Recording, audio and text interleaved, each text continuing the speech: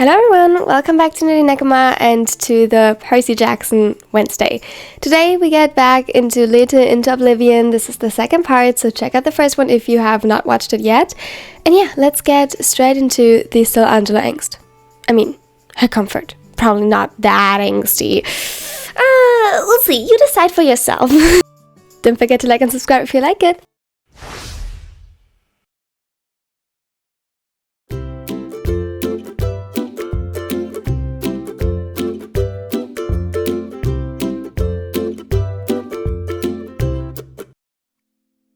Nico fought the overwhelming dizziness as much as he could. The world around him came in and out of focus, and he felt bile rising up in his throat at the blur of green hues above him.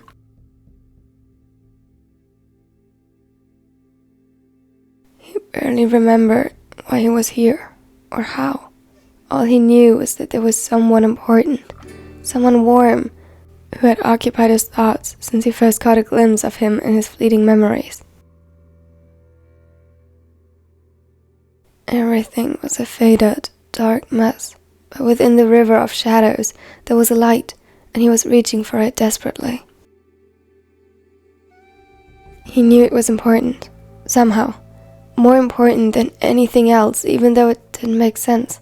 He ought to search for his sister, not someone who was probably little more than a hallucination caused by some toxin one of the monsters had injected him with. Something to distract him so he'd be easy prey, just that he had escaped against all odds, only to die here on Half-Blood Hill of all places. Great. He didn't think he was that exhausted when he made the jump from Camp Jupiter to its Greek equivalent, but at once everything came crashing down on him as soon as he materialized from the shadows.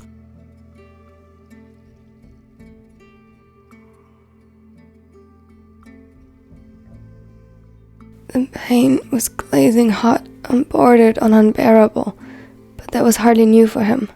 He could deal with that, if only he wasn't so fucking tired. A bitter sound that didn't make it into a chuckle escaped his throat at the thought about how much he would chastise him for that thought.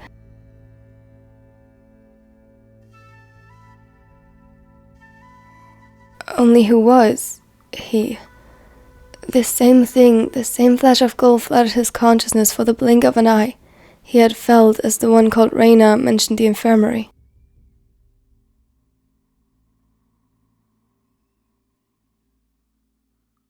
Yet, whoever it was hadn't been there.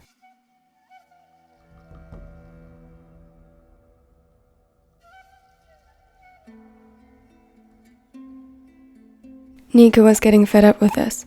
He felt the wetness of the mud and moss soak into his clothes from below, while his blood cultivated the soil from above.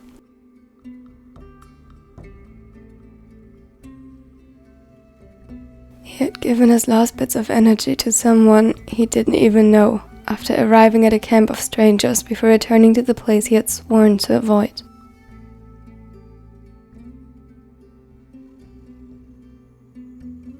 If this was some sort of sick, twisted joke from the gods, he'd terrorize them with ghost hordes from beyond his grave.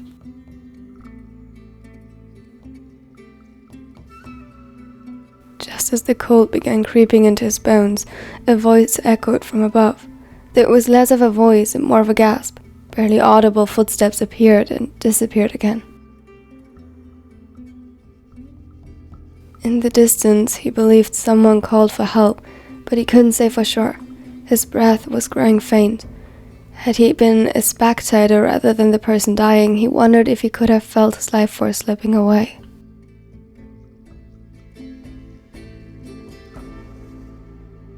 This way, there was little space left for wonder or thought, as his body focused its last resources on survival. Nico! A panicked voice called his name, only growing more hectic as it approached. Curses, some of which in Italian, echoed above him, and commands were shouted into the surrounding woods. Suddenly there were hands on him, warm hands, and the voice called for him again.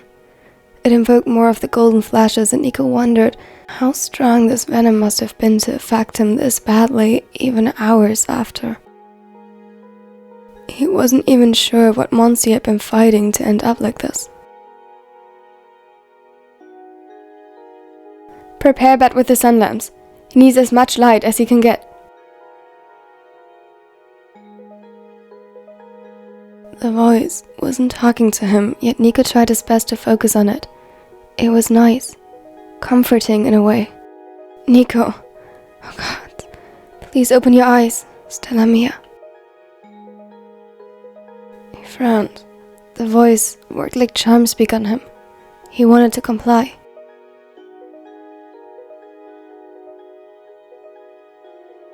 Tesoro, focus on me. I need you to focus. You need to stay with me and focus so that I can bring you to the infirmary and give you the care you need. The voice sounded forcefully calm, but behind that echoed a deep pain and worry. Nico fought his eyes open and was met with a soft sky blue that resembled an ocean of worries. Relief flashed over the other's face, which was framed by golden curls to each side. Perfect. Stay like this. Just a little longer, Stella Mia. I got you. He spoke with such fondness and care. It wasn't like anything Nico had ever remembered experiencing before. Whatever this hallucination was, it was getting too realistic for his taste, as he could feel the pull as the blonde adjusted his position. In spite of that, he asked, "Who are you?" He wanted to know that more than anything. Had he not been the son of the god ruling the dead, he could have been convinced this boy was an angel. This way, however, his question remained, and he needed answers for the longing it invoked within him. The blonde paused, but quickly shook off his confusion and proceeded. His lips moved in reply, but the sound didn't reach him anymore. His eyelids were growing heavy again. Had he been conscious enough, he would have cursed the gods for refusing him his answer.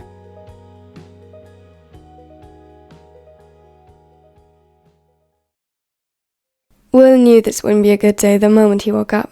It started with a gone wrong prank by some of the Hermes kids, leaving a child of Aphrodite with a nasty burn on his arm and hand. He tended to it the best that he could, while soothing his sobbing that the blessing of his mother had just worn off, and what if it would scar? He honestly wasn't sure what to prefer, the Aphrodite kids who were terrified of any kind of scarring, or the Ares kids who hoped all of their wounds would leave a mark. It was hard to tell who was harder to treat in the moment, though at least the children of the goddess of love committed to proper wound care after they had been treated, so he guessed that was that.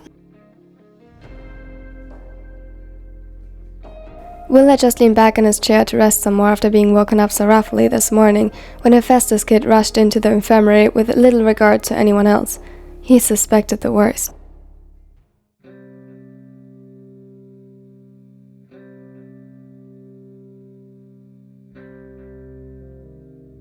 Only his worst for an unruly camp morning wasn't supposed to align with his worst case scenario ever. It wasn't supposed to confirm all of his worst fears he harbored since his boyfriend had left for a trip a couple of days ago, in which he tried to force down to keep going and prove that he trusted him. His heart stopped briefly as he recognized the curled up form of his beloved, dark against the already dark forest grounds. Worst of all, his hands almost seemed to have the same shade, which was when he realized that Nico was fading. His skin, where it lay exposed, was becoming transparent. At once his heart picked up pace, and he was startled into motion. He shouted orders at the campers who had gathered as they noticed the sudden chaos and rushed to Nico's side. The fading was bad, but not the worst he had seen on him. He cursed under his breath, naturally slipping into Italian, Nico's native tongue he made an effort to learn for his beloved. With horror, he realized the moss around him wasn't just damp from morning dew and fog.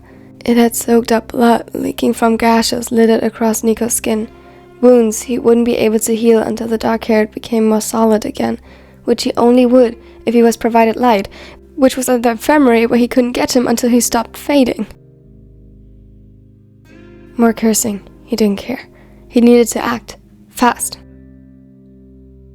Quickly he reached out to pull the son of Hades closer by his jacket, and with more effort and, more importantly, time than it would usually take him when he concentrated, he made his hands glow and attempted to coax him from the shadows.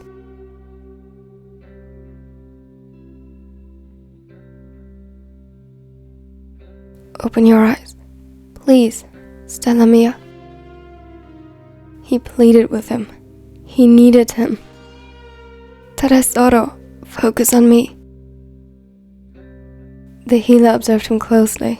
Every little change in his expression caused a flicker of hope to run through him, and he praised him as he finally managed to meet his gaze. This was good.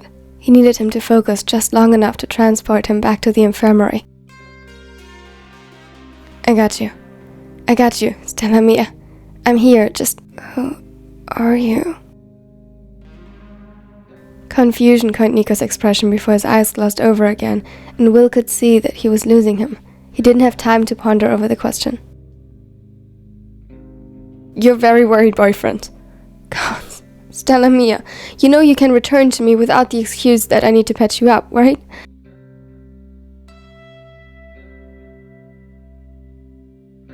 He swallowed on his panic, and upon realizing that his tactic had worked, he rushed to pick up the smaller into his arms and ran to the infirmary. Everything else could wait. The question could wait. How he got here could wait. Breakfast could wait. I need ambrosia and nectar. Now! He set Nico down on the cot closest to the office, where Austin had already placed the lights imitating sunlight to help with the fading. In his peripheral, he spotted a glimpse of green hair, and before he could even ask for it, Kyla had provided a medic kit with plenty of gauze and bandages. Here. Thanks. Hand me the scissors. After working together for so long, they fell into a rhythm easily. It was in their blood to tend to the sick and injured, and that shone through, quite literally in Will's case, whenever the situation called for it. The taller swiftly moved to cut open Nico's shirt where the bleeding was the most severe. Luckily, the gash, while bleeding a lot at first glance, wasn't as deep as he feared. He had to wait a few agonizing minutes, during which he could do little more than hover above the wound with his hands offering light and what little healing he could muster over the small distance, until Nico finally became solid enough to treat him properly. With experienced movements, Will applied stitches to the wound on his side and moved on to his arm, where Kyla finished by wrapping up the area in bandages. They continued like this until all cuts were wrapped, a cooling ointment had been applied to the minor scratches, lacerations and bruises, and Will managed to feed him some nectar. Will was about to do more, offer up more of his own energy to heal him when... Will! A dizzy spell took hold of him and forced him to his knees. Kyla reached out swiftly and guided him to sit down on a chair next to Nico's bed. Wait, I just gotta... You have to rest. She pushed him back into his chair when he tried to get up and ignored his quiet huff of protest.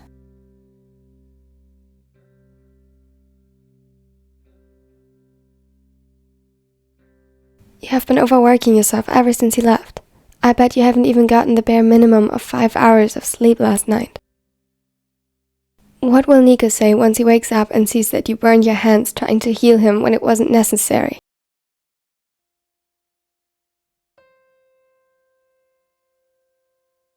Not necessary?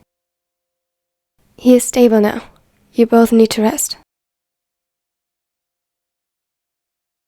Will sighed.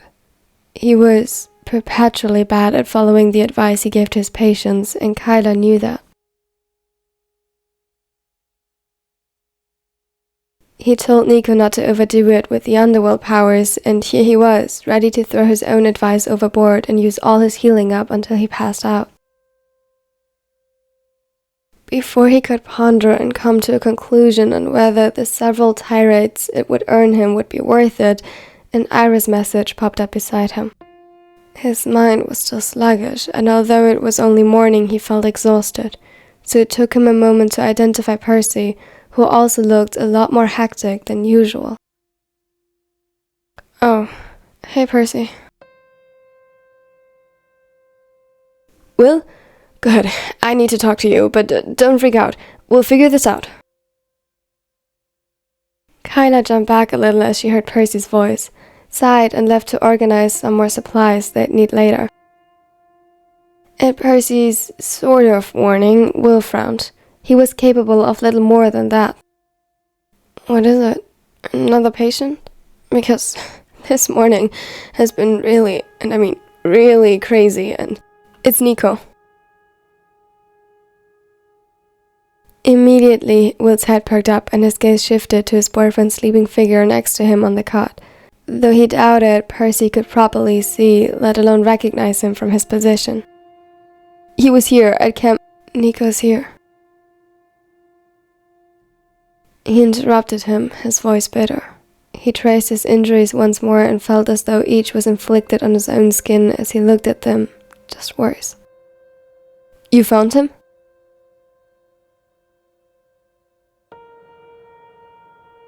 Yeah, this morning. He tiredly leaned onto the edge of the hospital bed and rested his head in his hands. He was so tired. Well, one of the Hephaestus kids found him and called us.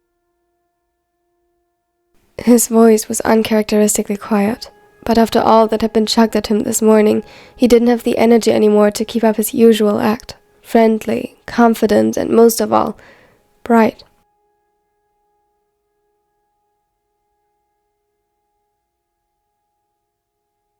Oh, thank the gods. I was worried sick when I saw him, and then he disappeared again. Do you know about the injuries? Will nodded slowly, feeling as though he slowly began to crumble under the exhaustion.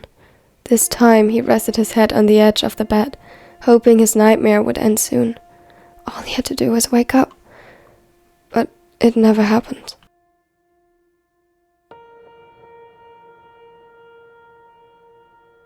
Do you want me to list them to you? Might take a while, though. That's, fine. I believe you. From the corner of his eye, Will could see Percy's frown deepen with worry. Will, are you okay? He looked at him in disbelief and barely managed to swallow the bitter chuckle that threatened to overtake him. No, I probably had the worst morning in weeks, and then Nico shows up like this. How would you feel if Annabeth suddenly appeared out of nowhere in such a state? Percy's eyes darkened, and he gulped.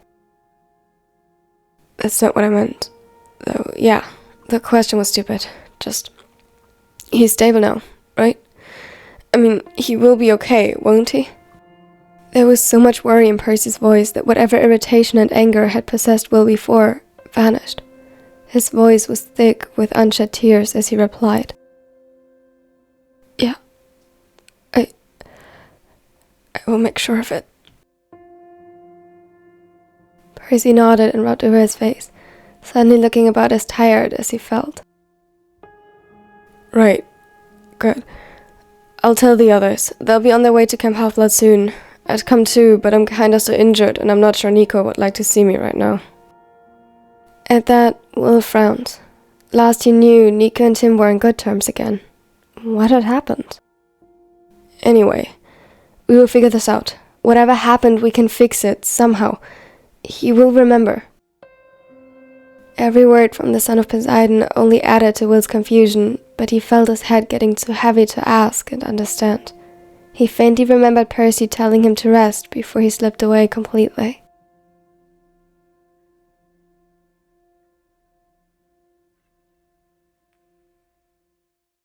Thank you so much for watching to the end. It really means a lot to me. If you liked it, don't forget to like and subscribe. It would really help my channel out a lot. And at 20 likes, I will put out the next part next Wednesday. Or the next part of the Percy Jackson Harry Potter series. I'll let you vote on that, perhaps, depending on how well this video does. But yeah, tell me your favorite quote or moment of this video under the pinned comment. And a special thanks as always goes out to my new Nicos, especially Sav and Alexis. I hope I pronounced your names correctly. Thank you so much for that joining, and I'm so happy. If you are not a nerdy Nico, you watching it right now and you want to, check out the join button under this video. And now hope you have a wonderful and amazing day. Check out this amazing content. And if you want, join the Discord, and I hope, again, wonderful and amazing day. Bye. Everybody just do your thing. Wake up, today's gonna be a good day. Wake up, today's gonna be a good day. Wake up.